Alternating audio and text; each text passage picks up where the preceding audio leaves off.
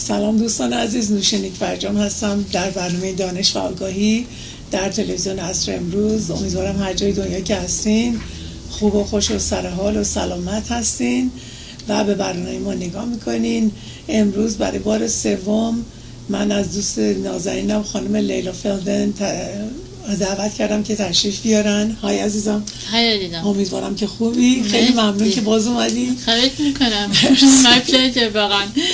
چون برنامه راجع به شما یاد دادن بیشتر و آگاهی بیشتر در راجع به اوتیسم یا در خودماندگیه و ما 2 برنامه قبلا داشتیم و امروز برنامه سوممونه و از همونجور که میدونین من این برنامه رو به انگلیسی اجرا کردم و امروز هم برنامه به انگلیسی خواهد بود.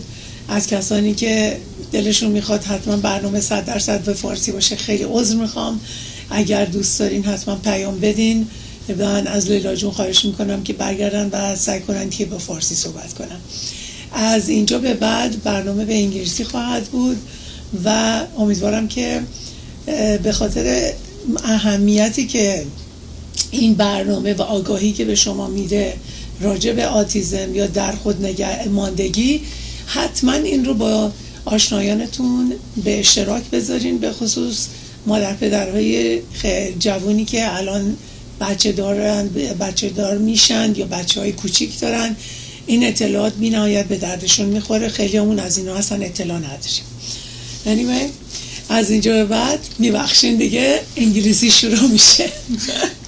Hello. Hi. Leila John. How are you?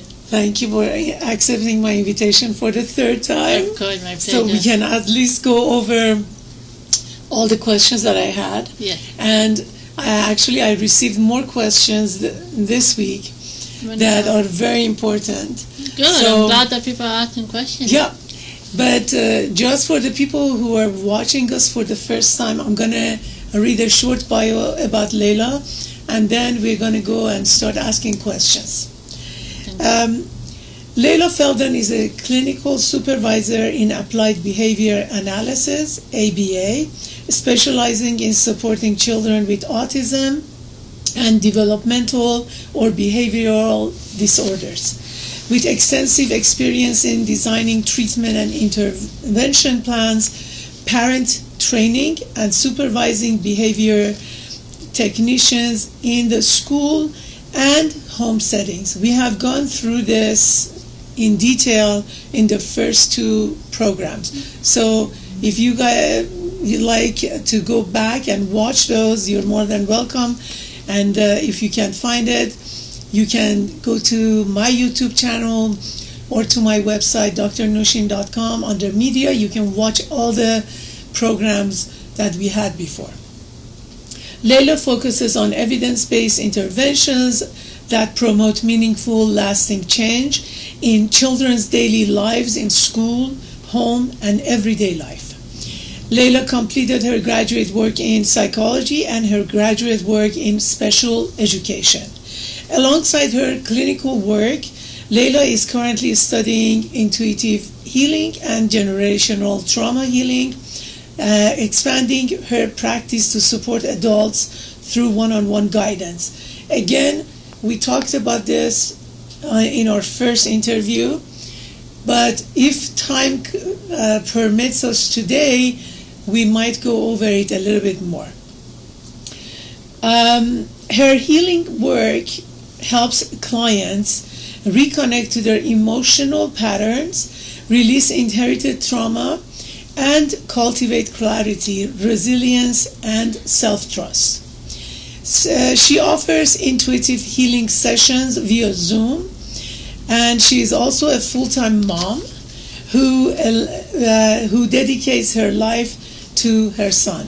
And as you all know, my passion is photography, and hers is the same. So whenever she's free, she does photography. Yes. And her information is going to be under her title is going to be underneath soon, and you can contact her whenever you wish. So Let's see. I was talking actually to someone in New York, and they started talking about their brothers. Right. Her brothers, she has two brothers. Apparently, I don't know if they're have Asperger's or autism or something similar. But the questions that she asked me, I know that are extremely important for people who are dealing with autism anywhere in the world. So the first one is, how do relationships between siblings with autism and their neurotypical counterparts evolve from childhood to adulthood? I think that's a wonderful, wonderful question, because I don't think it been emphasized enough how much the siblings within themselves, or how much the family is impacted by a disability of a child or a child on the spectrum. So neurotypical, for people who don't know what it means, neurotypical means children who are not with disability. So nowadays we don't call AKA normal, right? Yeah, there's no normal anymore, because normal defined differently for between people to people. So we don't want to categorize somebody as normal. So a child without a disability, we call it a neurotypical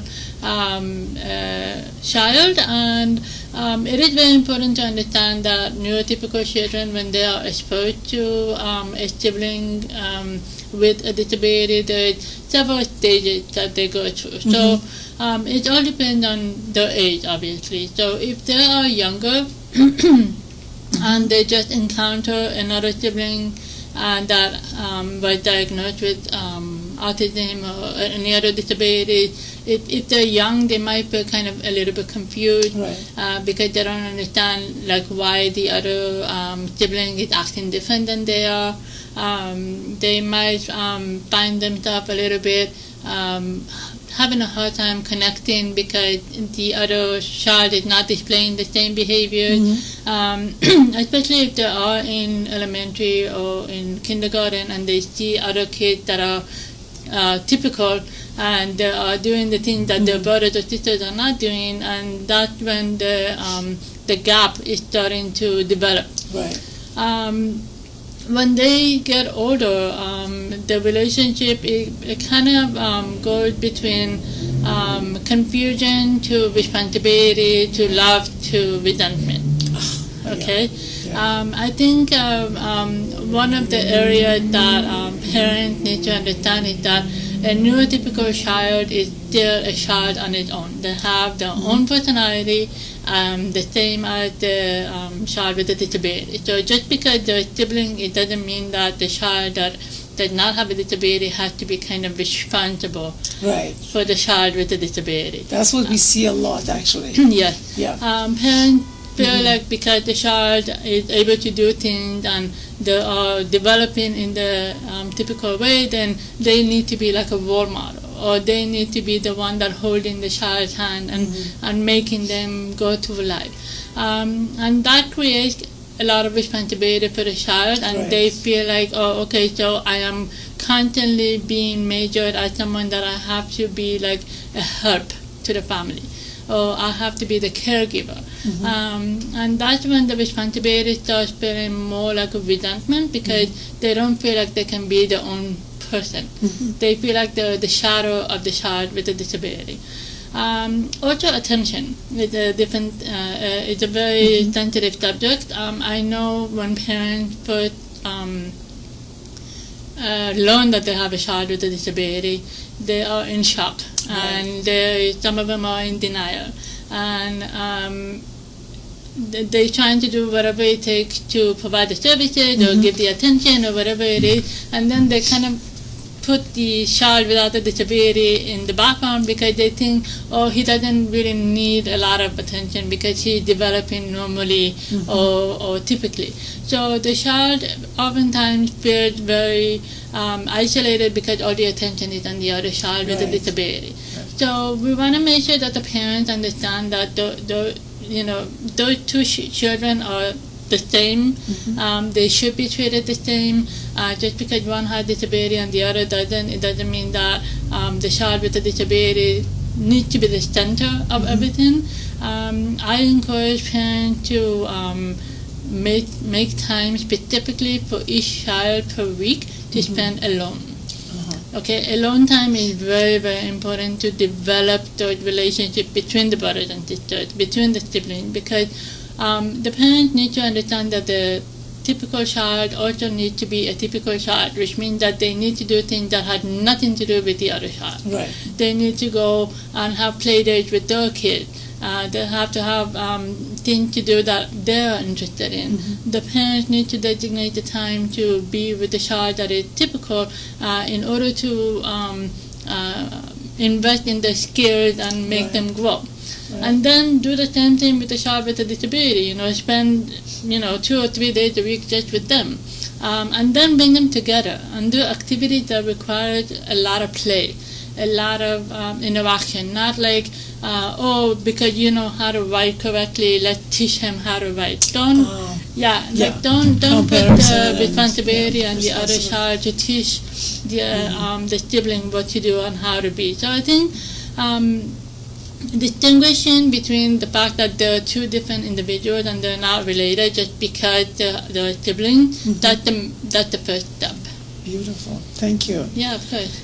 And the next question is, what common patterns do you see between autistic adults and their neurotypical siblings in adulthood, as far as closeness, resentment, overfunctioning, distance, etc.?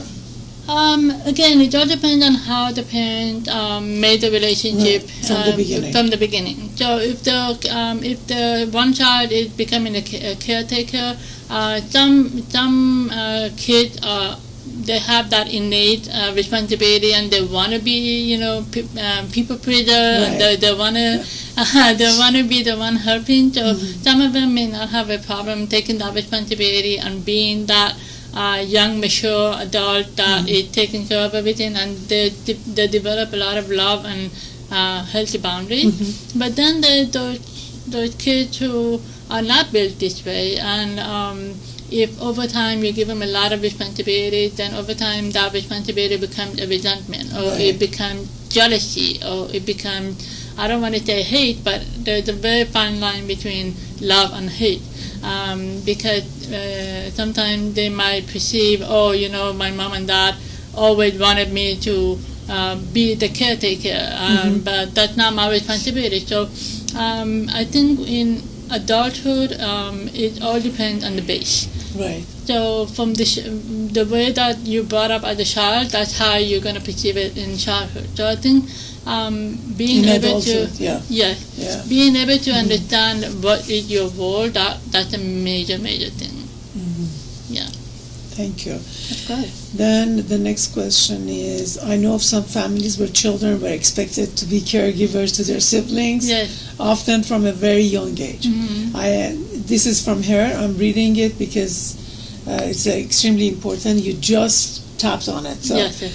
I've seen this sometimes manifest into resentment as the neurotypical child associates their siblings with unwanted responsibility.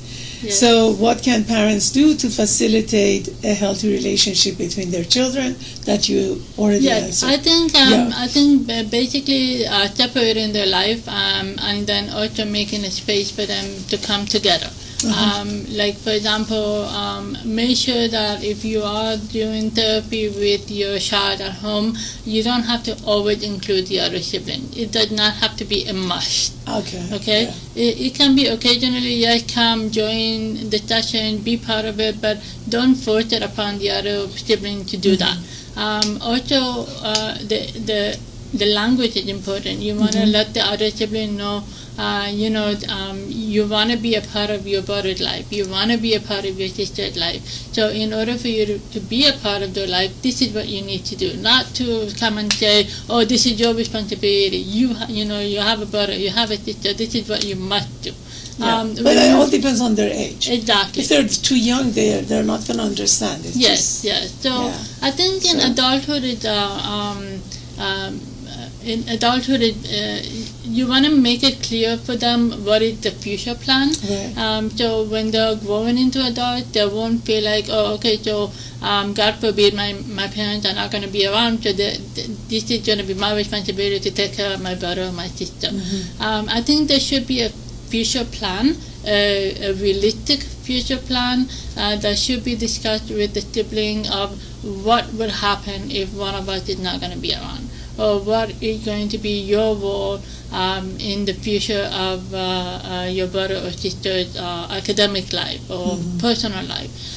Because the child with a disability depends on the severity of the disability. They may not be able to have an independent life. So we want to have a plan.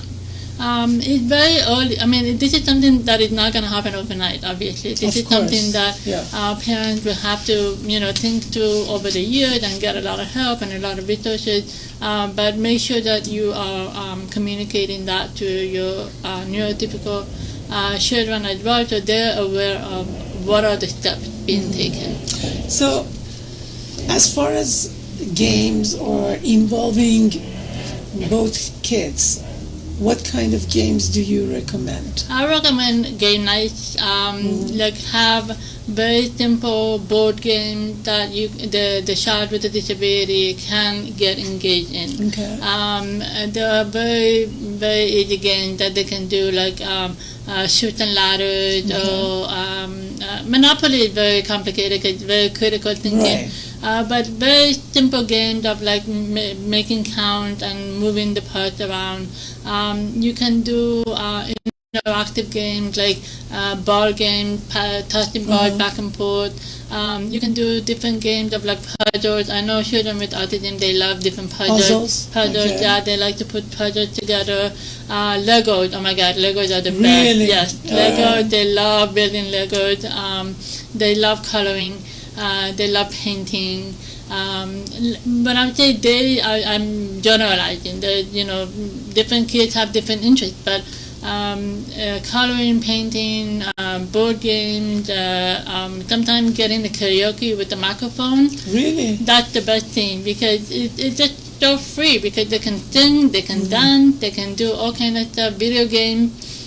So many kids are into video games now. If your child with disability have the ability to do video games, which most of them do have that ability because it's so interactive, find a game that they can both sit down and play together, or as a family do like a family game night and just play video games together.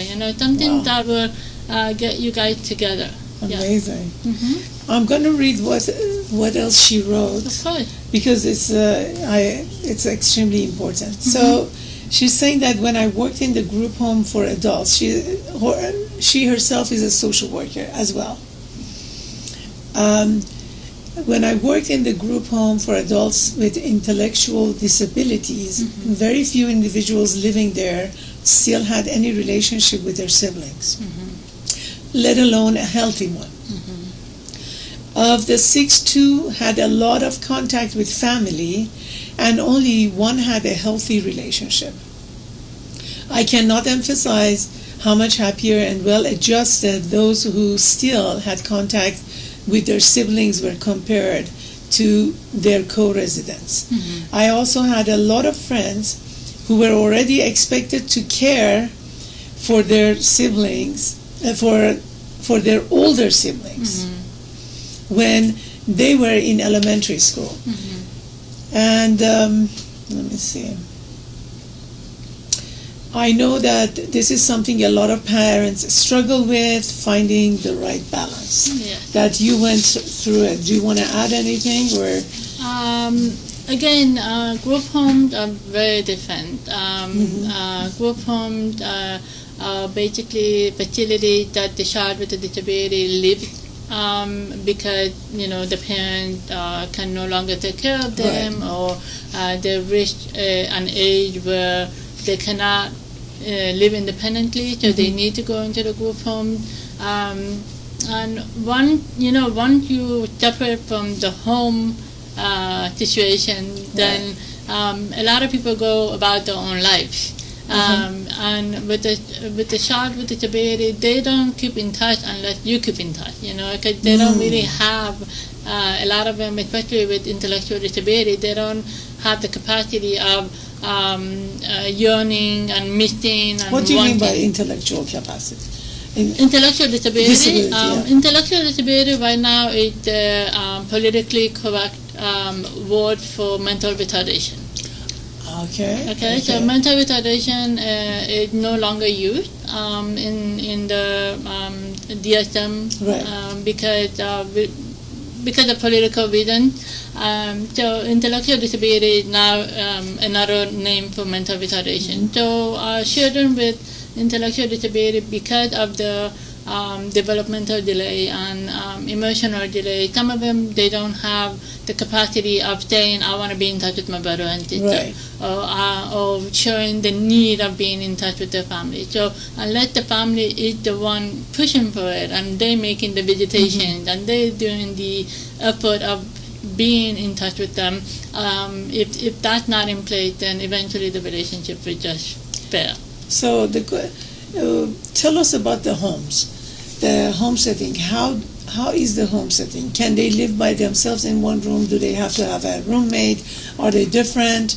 Is it like a dormitory? You mean group home? Yeah. Group, it's very different. There are group homes that are designed by the regional centers. This is for more of a high-functioning kid, that they are going into a home and they have maybe an apartment or like a level of like maybe 3-4 children living in the same apartment. Okay. And they have a mother, like a mother home, like a resident advisor. Yeah, resident like advisor, mother advisor, something like that. That they are living in their own room, they have their own independent life, and they are meeting together for social activities like cooking and watching TV together, and they have a social life on their own with the counselor. Right. And the counselor is the one making sure that they are living correctly, they're appropriate with each other, and so on and so forth. And that's called assistant living. Right. Assistant living is very good for children with autism that are able to be in that program, because it really provides them with independent lifestyle. Group home is different. Group home is more for those who are severely impacted, that they don't have the life skills, and they need to be taken care of. Okay. So basically, they're the ones who still need to be be taken to the toilet. They're the ones who need to be fed. Those are the ones that mostly have no communication, aggressive behavior, and they have in-home facilities and in-home people who are taking care of them. Right. So it's more of a little institute that feels more like a home, and it takes care of them if the parents are not able to do it. Is there an age group different, or a minimum age, maximum age for these places? I think the minimum age for group home is 18 and up. Okay. And so it's for the assistant living. Yeah. Okay. Yeah. So most parents do take care of their kids until they're 18. Yes, you can even take care of them until 22, because when you are in high school, if you are on special education curriculum, you can stay in high school until 22. So technically, these kids can be staying home until 22. And if the parents, after that decide that they want to put them in group home, or if they want to put them in assistant living, there's some other program like, I don't know much about here in California, but I've heard about it. That there's a program in the ranch, like they can go live off of ranches, right. And they take care of animals, and they do like farm work and stuff like that. It all depends on the impact of the disability and the child. There's a lot of them who are able to work. Right. They can work at Starbucks, they can work at different places, that give them a type of a work that they're able to do, like maybe button tables or washing dishes or making deliveries or things that they're able to do. So the options are either working, going to college, group homes, assistant living, but there are other resources if they're not going to be working out, like being home with the parents. The majority of parents that I know, they keep the kids home. They want to take care of them, especially the ones that are not able to have independent life. But if they're able to do it and be independent, allow them to be independent. You know, I mean, they need to grow up and be an individual. You know. That's right. Yeah. Thank you. Okay. So let's go back to the questions that we left off. Sure. So what motivates you personally to do this work? Oh, wow. So what motivates me? Honestly, seeing the progress. Like I said, I have so many success stories of children that have been with me from elementary all the way to high school, and they have graduated and they've gone to college. Knowing that I, with the help of the parents and the therapists, were able to get the child from the beginning, and now seeing them being a successful individual, going to college and getting a degree is amazing. It's the same thing I would wish for my child. You know, That's it's like so all of these kids become my kids per se, because I am so attached to them. I see the progress. I am so close to the families. I talk to them almost on daily basis or weekly basis.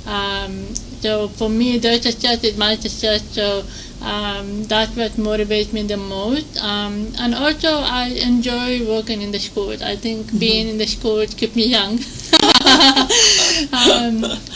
I love being around the kids. Especially the generation of today that is evolving so fast, and they are exposed to so many things that I would not have an idea if I was not in the school. That's right. No, you're right. So it helped me connect to my son and understand the school life of today, because it's so different from what I've experienced. Of course. Where did you go to school?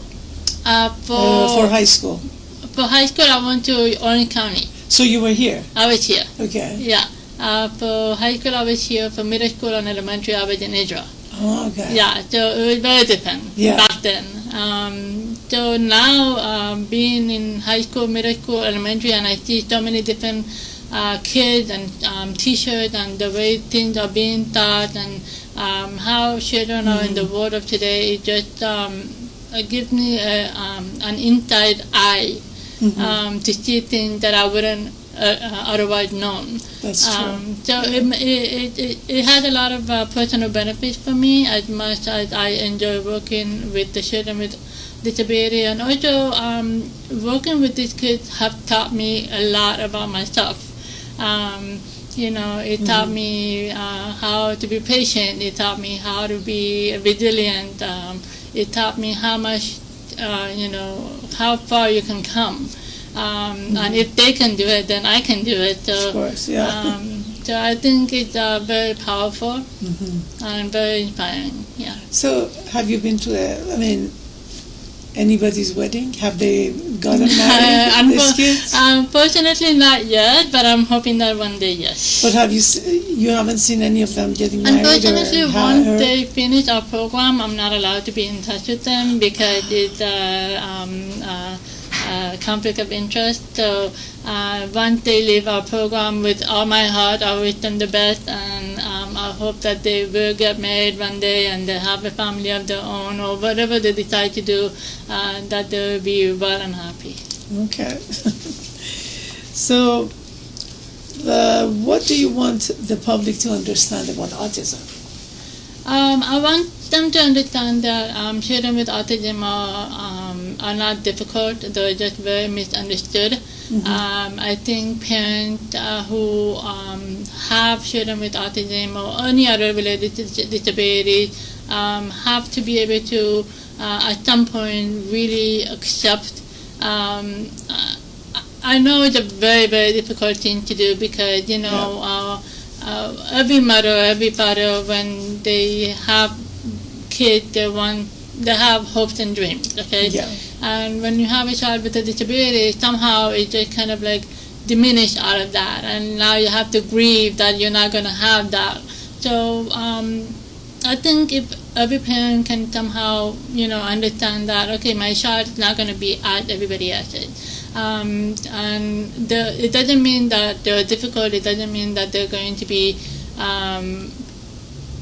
incapable. It's just that they're gonna require different ways of learning. They're gonna require different ways of loving, and they're gonna require different ways of being in this world. But the world is not necessarily bad, because they have a beautiful world, actually. Their perception is different. The perception is very different. There's a show on Netflix. I don't know if people have seen it. It's The Love at the First Sight or something like that. It's about, I have to remember the name of it. It's about children with autism and the spectrum, that they talk about going into the dating world and dating and getting married, and how much they really want to have a relationship and how much they want to be part of the world. I think it's Autism at the First Sight or Love at the First Sight, one of these two.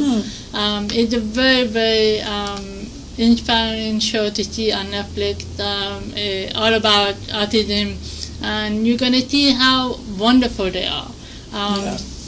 They perceive love in a way that we cannot even put in words. That's right. It's so raw, and it's so honest, and it's so beautiful, that and so simple. And if you are afraid of them, or you're like you have sympathy or empathy about them, they feel it and they don't come close to you. Right. Yes. Just like animals. Right. Because I see I have a dog and grandkids, and I have been with other kids around, and I see the similarity of the souls, how they know each other and how they know you. Yes. As a being. Yes, of course. Because these kids only want love, unconditional love. Yes. That's what I have found out in my life. They have a lot of love. They understand what love is. They understand people relations. They just cannot do it like you and I do. That's right. They're very different. But different doesn't mean bad. Different doesn't mean that it's not able. It just means that it's different. That's it. Yeah. I just watched a movie. What's Eating Gilbert something? Yes.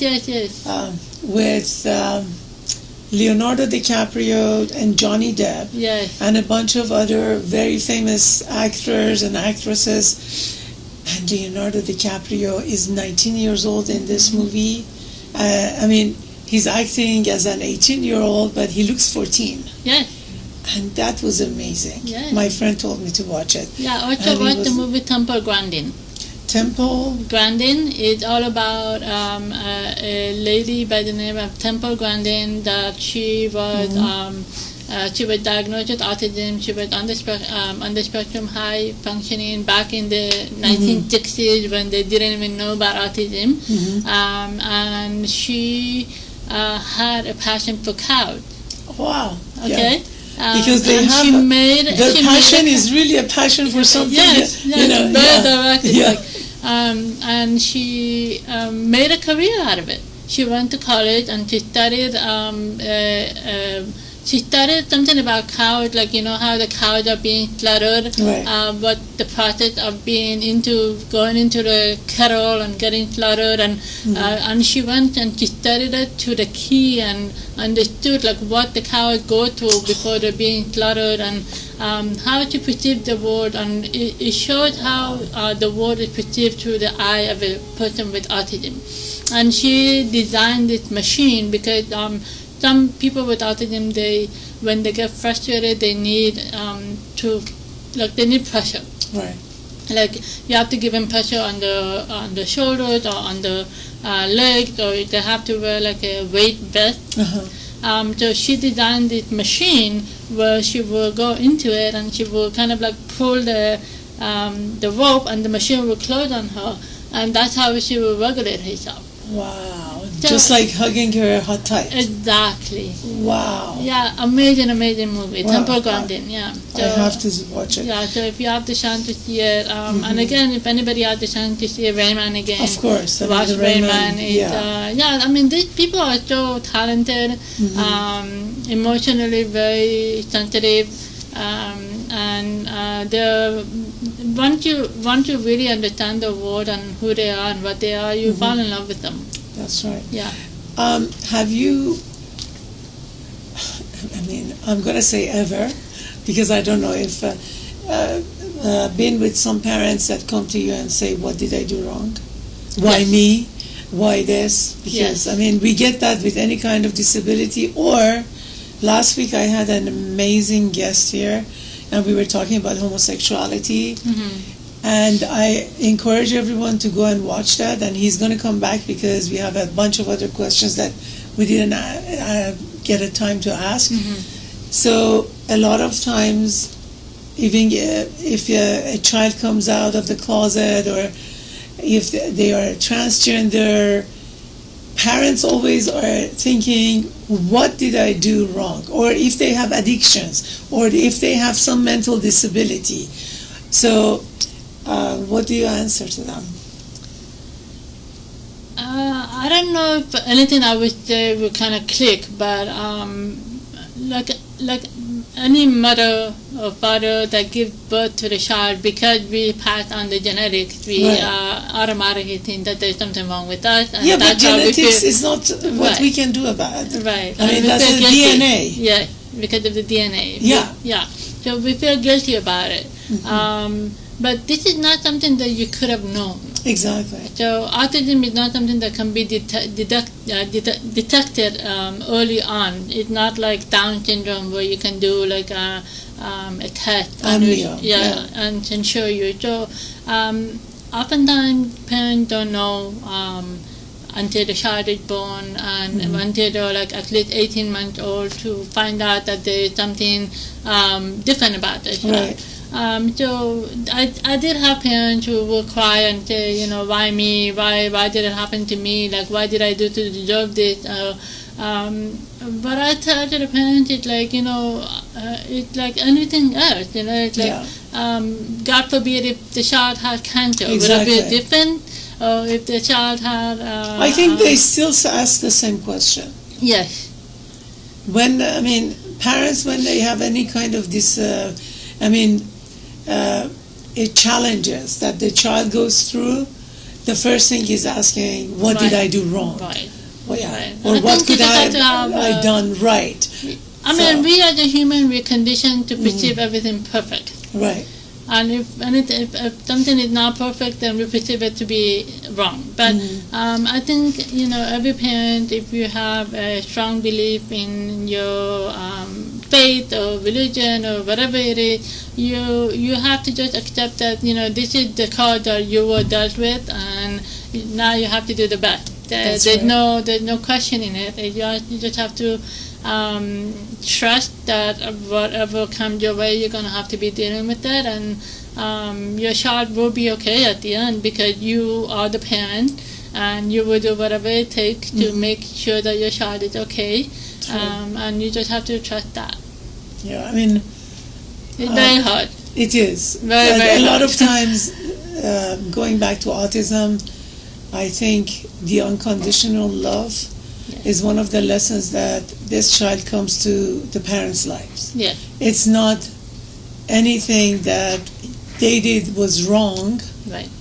but maybe their soul connection is showing them that this is why that child chose that parent, that, you know, those parents, to teach them a lesson to higher, Absolutely. you know, higher their spiritual growth in this life.